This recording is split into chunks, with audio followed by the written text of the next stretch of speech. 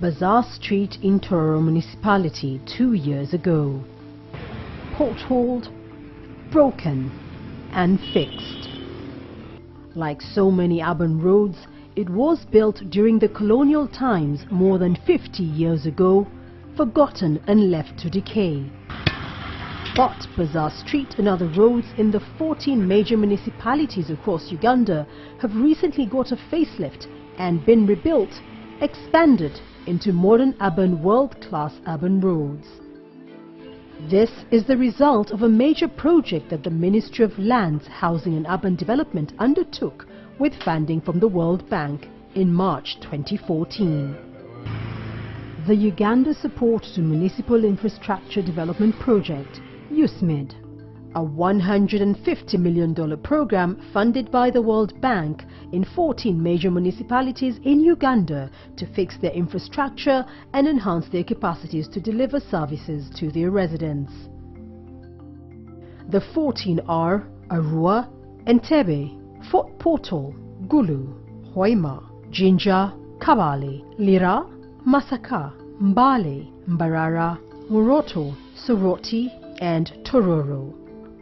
USMID started with Parliament. Of course, it's a loan to Uganda government, and so it had to go through Parliament, and we passed it.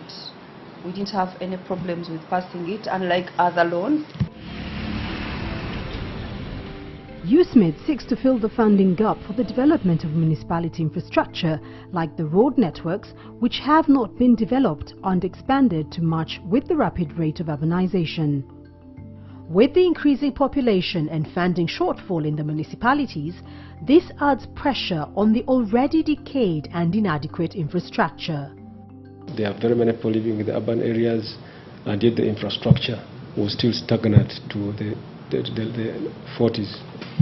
So the reason of USMID is that it tries to improve the institutional capacity of the municipal councils via helping them with infrastructure, but also helping them with systems that make them function well in order for them to, to meet their mandate of urban development. The coming of USMID was the outcome of an urbanization survey by the government and the World Bank. The survey revealed the inadequacy of funds to urban centers to meet their infrastructure investment and institutional capacity needs. Yet, rapid urbanization, with people heading to towns for better services and economic opportunities, is a reality that can no longer be ignored. Added to this, the neglected urban sector contributes over 60% of GDP and yet remains chronically underfunded. And if the country is supposed to transition from a low-income country to a middle-income country, there would be need for government to start paying much more attention to the urban sector. USMID is managed by a project support team based in Kampala, while the projects are owned and managed by the municipalities themselves. Overseeing these activities is the Project Technical Committee. Every quarter we meet to review the work plans of each municipal local government, as well as the other entities like the ministry which are implementing the program. USMID is being implemented under a new innovation by the World Bank known as Programme for Results to ensure that its outcomes are sustained beyond the project period. We want to link delivery of services to performances of the municipalities. And that is one of the ingredients for ensuring sustainability. USMID implementation is two-pronged, focusing on capacity building for the 14 beneficiary municipalities and infrastructure development.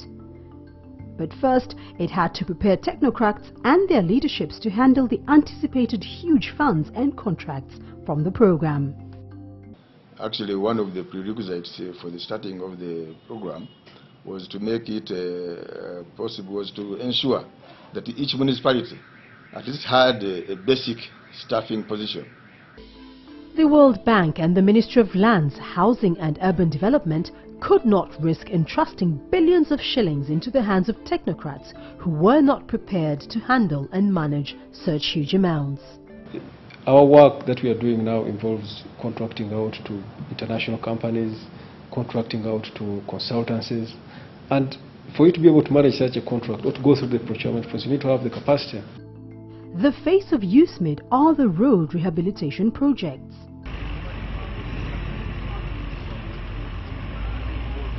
Under the first batch of USMID implementation, a total of 43 kilometers of roads in the 14 towns is under construction. Since 2014, just over 146 billion shillings have been disbursed for this purpose through the municipal development grants. Palisa Road and Republic Street in Mbale town, for instance. This is how these two roads were in 2013. Palisa Road and Republic Street today, after USMID came in, smooth, widened and landmarks in Mbale town. The roads constructed by USMID stand out prominently. For instance, Entebbe municipality has already completed and commissioned 3 selected roads. This is the standard that all the roads in the 14 municipalities are to attain when the road works are completed. Another benchmark that USMID has brought into Uganda are high engineering standards. Nalufenya Road in Jinja town. It is the gateway into Jinja from Kampala, Uganda's capital. Its drainage had defied past efforts to fix it before USMID. Whenever it rained heavily, the road would flood, cutting off motorists for hours. Today, thanks to USMID, the road is motorable whether it is raining or not. Initially, the culverts were small, and the water could come and then struggle again to go into another small culvert.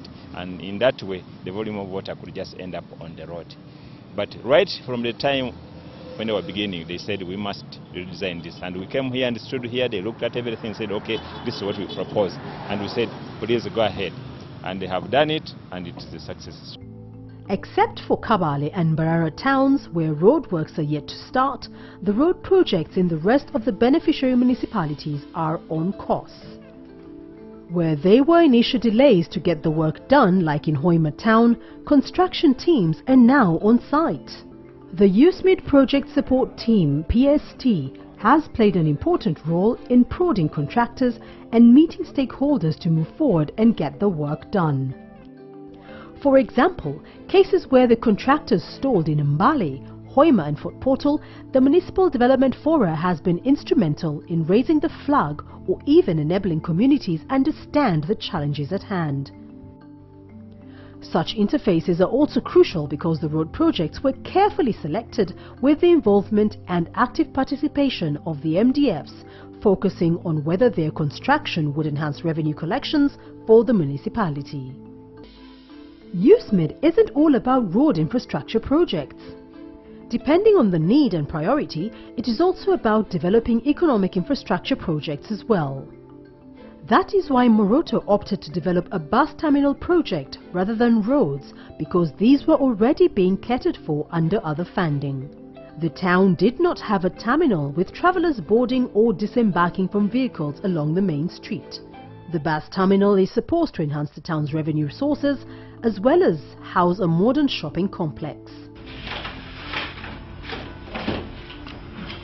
Without capacity building, perhaps all this great work that has been accomplished in the last few months may not have been done.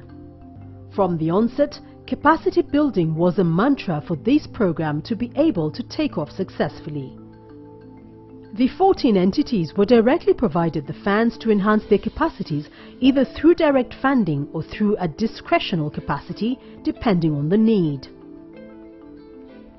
From the onset, it was realized these municipalities had technical gaps that had to be addressed and filled. There were so many positions that had never been filled. These are some of the challenges that capacity building has addressed.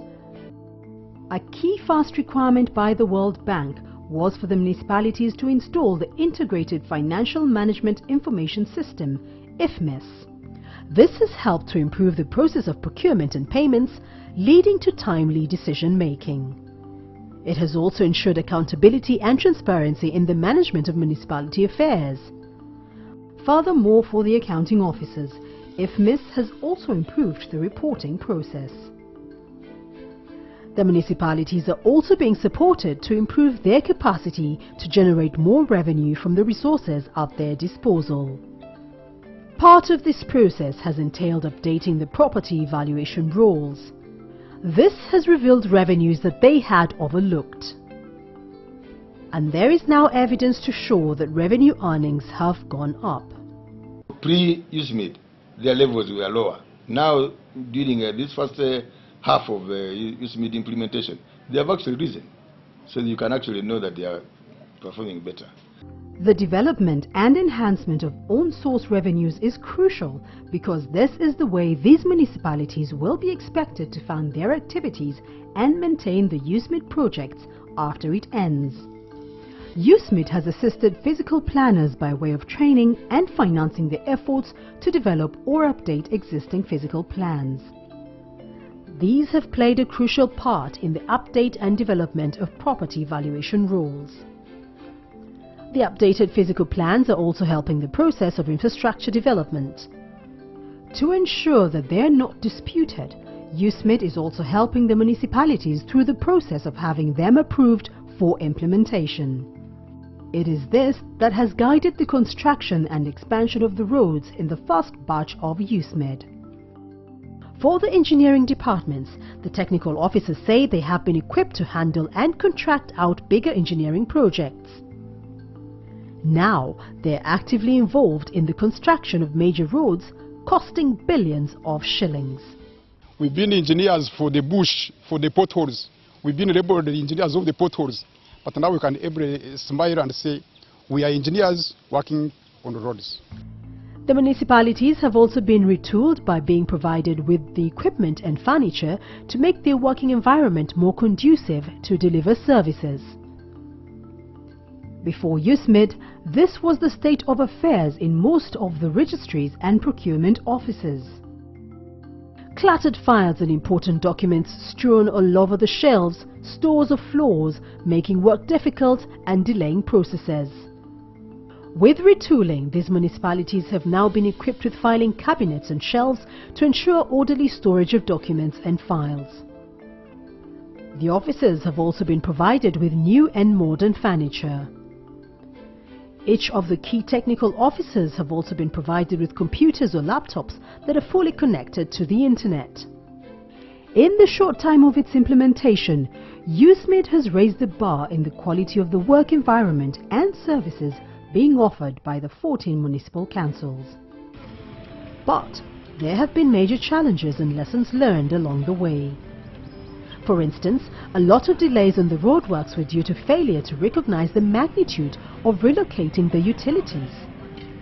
UMEME is a highly centralized corporate entity, so the process of procuring specialist service providers nominated by them itself created a new dynamic which had not been anticipated.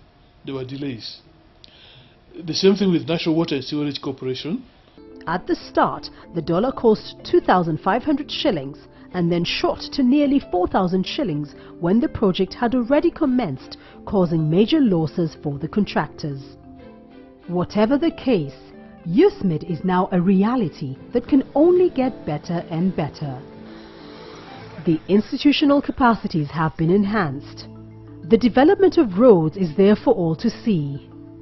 And with the second batch of the program starting, by 2018, these 14 municipalities will have attained new benchmarks and set the standard for the future development of Uganda's urban centers. USMID is just one of those interventions that we need in order to be in a position to create capacity for our urban areas, to take care of the ever-increasing population that is moving from the rural areas to the urban centers. It's one of those interventions that is giving our urban centers the requisite capacity to generate their own revenue in order to be in a position to provide badly needed services by these areas.